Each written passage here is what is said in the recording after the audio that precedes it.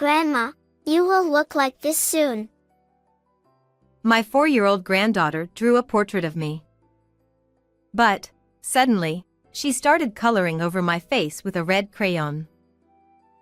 Oh, Grandpa says you need to run away now. Other people wouldn't understand the words that my granddaughter just said. Because my husband passed away 6 months ago. But I knew that my granddaughter had a mysterious power. And upon seeing her like that, someone started to tremble. Life is unpredictable. My husband Ronald suddenly passed away in a traffic accident when he was 61 years old. After retiring, we had planned to enjoy traveling together. However, losing my husband, whom I had been together with since high school and throughout our lives, was a profound sorrow.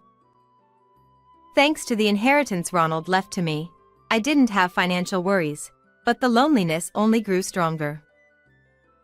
What saved me was living about a 30-minute drive away from my son, his wife, and my 4-year-old granddaughter, Grace. Wendy, my daughter-in-law, is 5 years older than my son, Alan. She lost her parents when she was younger, so she has cherished us like her own parents. She is kind and reliable, and she's been more than a suitable wife for my son, who often gets into trouble. Actually, Alan had started his own business with a loan from my husband. Fortunately, the company was doing well, which gave us peace of mind. It seems Alan has settled down with a family now, so we can finally relax. Yes, really. Thanks to Wendy, we also have an adorable grandchild. My husband, who used to talk with me like that, is no longer here. Even as time passed, I found it difficult to accept his death. Perhaps concerned about me, my daughter-in-law started bringing my granddaughter over more often. Thanks to her, the sadness of losing my husband gradually began to fade away. My son rarely visited us at home, citing his busy work schedule, which was understandable. Alan became delinquent during puberty that made us worry a lot, but now he's working diligently and seems to be taking care of his family, which brings me comfort. Thank you, Wendy. It's all thanks to you that our boy is doing so well. Oh. No, It's not like that. When I expressed my gratitude to my daughter-in-law, she wore a complex expression on her face. And she avoided eye contact with me, looking down with a thoughtful demeanor. You seem a bit down. Is something bothering you? Oh, it's nothing. It's not a big deal. Seeing Wendy giving an evasive answer, I briefly wondered if she and my son had had an argument. However, when Wendy wasn't around, my granddaughter said something that caught my attention. Mommy doesn't have any money. Grandma, can you buy me a toy? Grandpa is worried too. What? Okay, I'll get you one later. I was puzzled by Grace's roundabout way of asking for something. And bringing up my deceased husband didn't seem like something a 4-year-old would come up with on her own. I wonder if Wendy is prompting her to say this? I felt uneasy about it, but I kept my mouth shut because I couldn't bring myself to ask Wendy about it. Indeed, life is full of worries and challenges that never seem to end. It's been nearly a year since my husband's accident, yet the driver who hit him still hasn't been caught. On that day, my husband was walking our beloved dog Terry, and it happened in a narrow alley with good visibility. According to the police, there were no skid marks from the car. I had been living day by day, hoping they would catch the hit-and-run driver soon, for his sake as well. One day, as usual, Wendy and Grace came to my house. When I was watching my granddaughter play with her toys, my daughter-in-law said something unexpected. Lately, Grace has been acting strangely. Oh. In what way? According to Wendy, Grace was laughing by herself, so she asked her what was going on. I'm playing with Grandpa. She said that. It was thought that my granddaughter, being close to her grandfather, was experiencing a psychological shock from his loss. However, she said something that surprised me as well. Grandma, did you take blood pressure medicine in the morning? You mustn't forget. Huh? I was taken aback. Because that was something my late husband used to say. I have high blood pressure and take medication every morning. But I often forget, so my husband always reminded me. But it was something only he and I knew about. I thought so. She nodded. Be careful not to get burned, Wendy. It seems she was also surprised when Grace suddenly said to her. It turns out that those were the words my husband used to quietly remind Wendy, who had burned herself while cooking before. My daughter-in-law and I started believing that our granddaughter could really see my husband. Thank you. You still worry about your family. I want to see you soon. I spoke to my husband's portrait and wiped away tears. I thought that if Grace could talk to my late husband, she might know information about the person who hit him with the car, but she didn't say anything about that. Amidst all this, my son visited me for the first time in a while, with his wife and daughter. Our beloved dog Terry always wagged his tail happily when he saw my granddaughter Grace, but for some reason, on that day, he barked at my son's family. I hurriedly took Terry outside, petting his head to calm him down, but I couldn't shake off the feeling of unease. Who was he barking at? However, my granddaughter's sweet voice quickly dispelled such thoughts from my mind. Today, Grace will make delicious pancakes for Grandma. Oh, thank you. That sounds wonderful. When I was watching a heartwarming scene in which Wendy and Grace were making pancakes together in the kitchen, my son talked to me. Mom, I need to talk to you about something. Huh? My son said he had a matter to discuss that he didn't want his wife to hear, and he led me to a room in the back. What Alan told me was shocking. It turns out that when my husband passed away, we divided his savings of about $1 million equally between me and my son. However, Alan said that his wife had spent all of it. $500,000 in just 1 year? Yeah, that's right. It's unbelievable. Apparently, she used the savings to help her guardians, her aunt and uncle, who were facing bankruptcy. Wendy pretends to be a good wife, but she has a greedy side when it comes to money. Alan says he was constantly questioned by her, asking if he didn't want to help her relatives. That kind, Wendy? Yeah. It really got to me. She said, "It's just a matter of time before I, the only son, inherit the property of this house.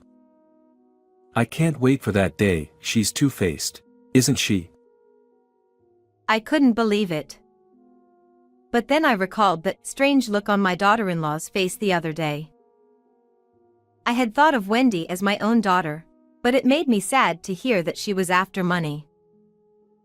How awful. Right? Mom, you believe in Wendy, so I thought I should tell you the truth. I'm sorry for giving you a tough time.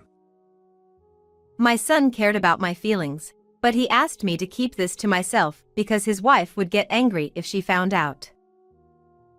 I felt unsettled, but because of my granddaughter, I didn't want to make a big deal out of it. Alan said they were short on living expenses due to his wife's spending, so I gave him $1,000 from my mattress savings, but he looked disappointed when he saw it. Mom, this isn't enough. Indeed, it might not be enough for a family of 3 to live on. All right, I'll withdraw more from my bank account and give it to you later. Got it. I feel bad for making you worry. I'll pay you back later. Anyway, Wendy really gets on your nerves, doesn't she? When I nodded in agreement with my son's words, I heard my granddaughter calling out to me. Grandma, the pancakes are ready. I stopped talking with my son. Okay, I'm coming right now. I responded to her. I guess I have no choice but to do it. I felt like I heard my son muttering this behind me. I wondered what he meant by that, but my granddaughter came to me, so I couldn't ask my son about it. An hour later, after enjoying delicious pancakes, another surprising thing happened that caught me off guard. My granddaughter took out crayons and a drawing pad from the drawer and drew a portrait of me. Her drawing depicted me with big eyes and long eyelashes, looking like a princess. It made me smile involuntarily. Wow, you drew me so beautifully. Grace smiled at me, and then picked up a red crayon. And in the next moment, she pressed the red crayon against my portrait and vigorously colored it all in red. In the picture, I looked as though I had been covered in blood. Stop it. Wendy quickly grabbed Grace's hand, but she looked bewildered. But Grandpa said Grandma will look like this soon. I was left speechless by the words of my granddaughter who had a mystery power. Then, after staring into empty space for a while, Grace suddenly turned serious and ran towards me. Grandma, run away from here. It's dangerous. She earnestly pleaded with me. I don't understand. What does she mean? Who is she telling me to run away from? And upon hearing her words, someone started to tremble. It was Wendy.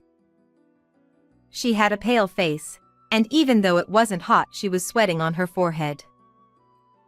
Are you trying to kill me? No, no way. It's just that Grace's words were scary. You and I get along well, right? She said with a smile, but her eyes did not reflect the smile. What is the truth?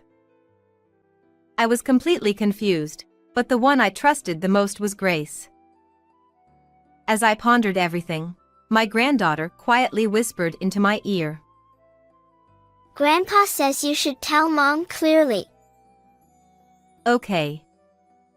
I understand, Grace. Even though I said that, the atmosphere became awkward that day, so I asked my son's family to leave. After I calmed myself down, I took out my phone and made a call to someone. 3 days later, I got a call from Alan. About the money we talked about the other day. I know. Come over.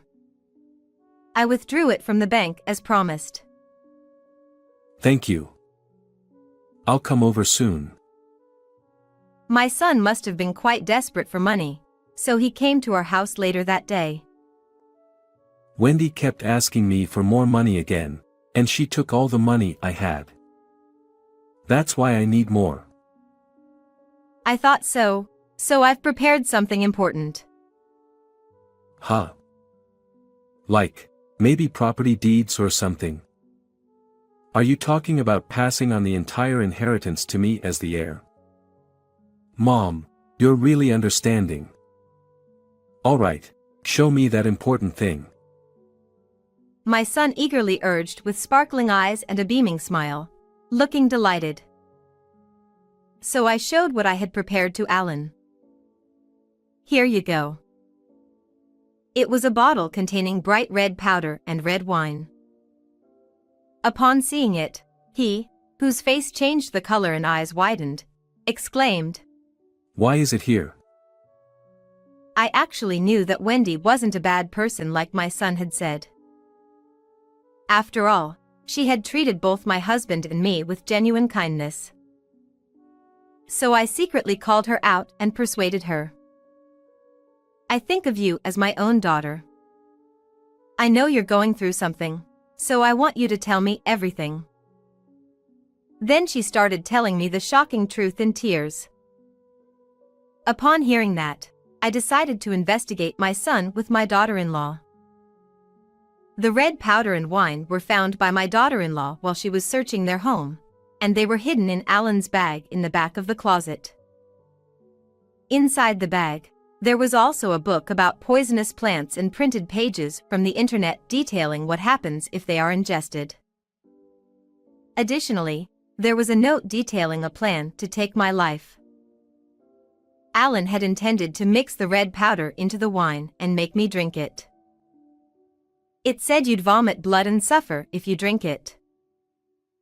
If I had drunk it, I would have been just as my granddaughter had drawn. On that day, Wendy started shaking when she heard Grace's words because she realized that Alan was targeting my life. I glared sharply at my son. You were trying to kill me for money, weren't you? Huh? Do you really think I would do something like that to Mom? I don't know anything about that powder or wine. Wendy must have been the one who prepared them. What? So are you saying Wendy's responsible for all of this?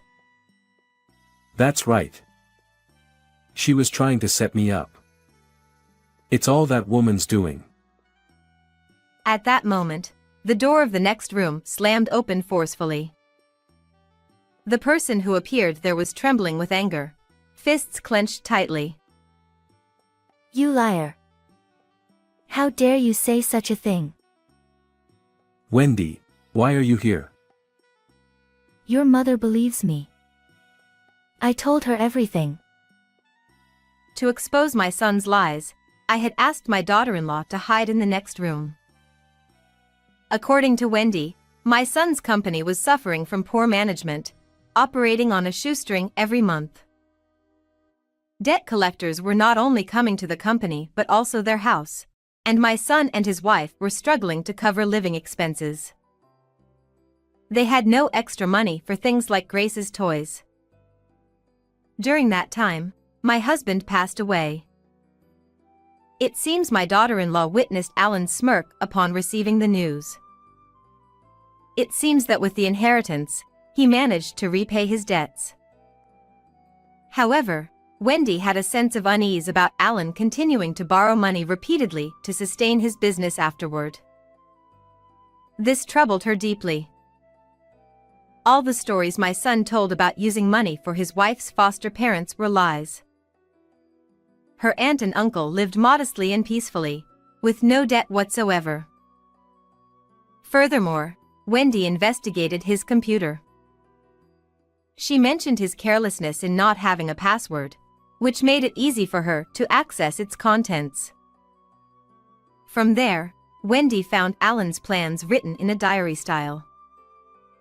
It revealed that my son intended to kill me and monopolize the inheritance for himself. In addition, it was discovered that Alan had also been responsible for my husband's death. With this much evidence, there's no way you can escape. Well. Realizing he couldn't escape, my son turned pale and started trembling uncontrollably. Then he began making excuses to try to justify himself. But when I asked Dad for help because the company was going under, he told me I should just give up. So? Isn't that terrible? A parent who won't help their own son isn't a real parent. According to the plan in the document, Alan knew Ronald and Terry's walking route and ambushed my husband, running him over with a car. When my son's family came to our house, the one who our beloved dog Terry barked at was Alan, who had taken my husband's life. Such a terrible thing to do. I didn't want to do it either, but it was the only way to get money in exchange for Dad's life. Mom, You'll help me, won't you? After targeting my life, Alan suddenly changed his attitude and begged me for help. Thinking of my husband's feelings, I felt a burning heat surge through my entire body, and a rage unlike anything I had ever experienced before welled up within me.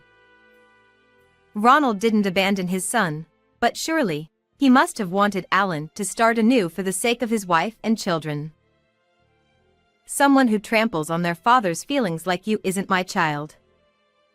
I'll never forgive you. But please, help me. I recorded this conversation too, so now I have all the evidence. You just need to talk to the police. After I delivered my cutting remark, my son seemed to realize that saying anything more would be futile. He collapsed to his knees right there on the spot. Afterward, my son and his wife divorced. Alan was arrested and sentenced to live behind bars for many years. I adopted Wendy, and she became my daughter. Now, we live happily together with Grace and our beloved dog Terry.